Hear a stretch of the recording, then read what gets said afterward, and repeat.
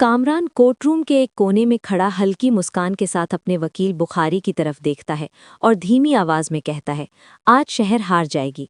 अब सिर्फ अदालत में ही, सोशल मीडिया भी मेरे साथ है। बुखारी आत्मविश्वास से सिर हिलाता है, जैसे उसे भी पूरा यकीन हो कि ये केस अब अलट नहीं सका। लेकिन उसी वक्त पीछे खड़े एसपी ज़ुहैब के चेहरे पर एक अजीब सी शांति होती है।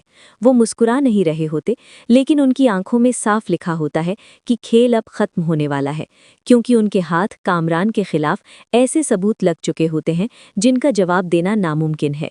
जज साहब जैसे ही कामरान को कटघरे में बुलाते हैं, पूरा कोर्टरूम सन्नाटे में चला जाता है। शहर की आंखें नीचे झुकी होती हैं, लेकिन उसका दिल जोर जोर से धड़क रहा होता है। तभी वकील बनीश खड़ी होती है और सीधे कामरान से सवाल करती है। पहला सवाल, दूसरा सवाल और तीसरा सवाल ऐसा होता है कि कामरान के चेहरे का रंग उड़ जाता है। वो जवाब देने की कोशिश करता है, लेकिन शब्द लड़खड़ा जाते हैं और तभी उसके मुंह से आधा सच निकल जाता है। मैंने जानबूझकर शहर को उस रात घर बुलाया था। कोर्टरूम में हलचल मच जाती है। शहर की आंखें अचानक ऊपर उठ जाती हैं। कामरान तुरंत खुद को संभालते हुए कहता है, लेकिन मैंने कोई जुर्म नहीं किया। मगर अब बहुत देर हो चुकी होती है। आधा सच भी कभी कभी पूरे झूठ को जला देता है। तभी कोर्ट के दरवाजे खुलते हैं और किरण अंदर आती है। उसका चेहरा थका हुआ, लेकिन आंखें मजबूत होती हैं। वो सीधे गवाही के कटघरे में खड़ी होकर कहती है, शहर बिल्कुल सच कह रही है। कामरान ने उसके साथ गलत किया था। पूरे कोर्ट में सन्नाटा छा जाता है। किरण आगे बोलती है, मैंने खुद कामरान के घर की सीसीटीवी तस्वीरें देखी थी, लेकिन उसने वो सबूत मुझसे छीन लिए। बुखारी तुरंत उछल पड़ता है, माय लॉर्ड, ये औरत झूठ बोल रही है। ये भी उसी प्लान का हिस्सा है। रोहित, मनीषा और शहर सब मिले हुए हैं। अफसोस कि आज एक पत्नी अपने ही शौहर के खिलाफ खड़ी है। किरण की आंखों में आंसू आ जाते हैं, लेकिन वो पीछे नहीं हटती। तभी एसपी ज़ुहैब खड़े होते हैं।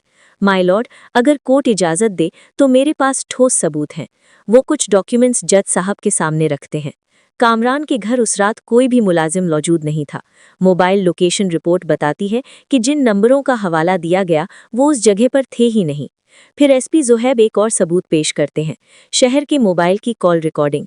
कोर्ट में आवाज़ गूंजती है, जिसमें शहर रोते हुए रोहित को बुला रही होती है। पूरा कोर्टरूम हिल जाता है।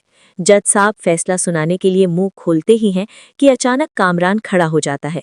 उसकी आंखों में पागलपन होता है।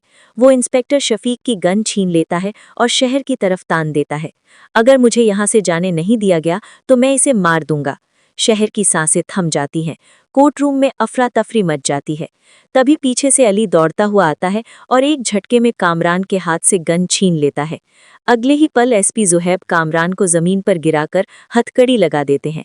कामरान चीखता है, चिल्लाता है, लेकिन अब कोई नहीं सुनता। जज साहब गुस्से में फैसला सुनाते हैं, कामरान को सजाए मौत। वकील बुखारी और इंस्पेक्टर शफीक को तुरंत सस्पेंड कर दिया जाता है।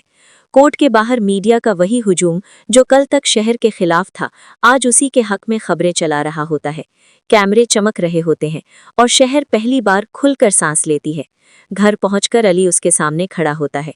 शहर, क्या तुम मुझसे शादी करोगी? शहर की आंखों में आंसू और होठों पर हल्की मुस्कान आ जाती है। वो सिर हिला देती है। कुछ दिन बाद उनका निकाह हो जाता है और 1 साल बाद शहर के घर एक बेटी पैदा होती है। एक नई शुरुआत, एक नया सवेरा। लेकिन कहीं जेल की सलाखों के पीछे कामरान अपनी ही परछाई से डर रहा होता है।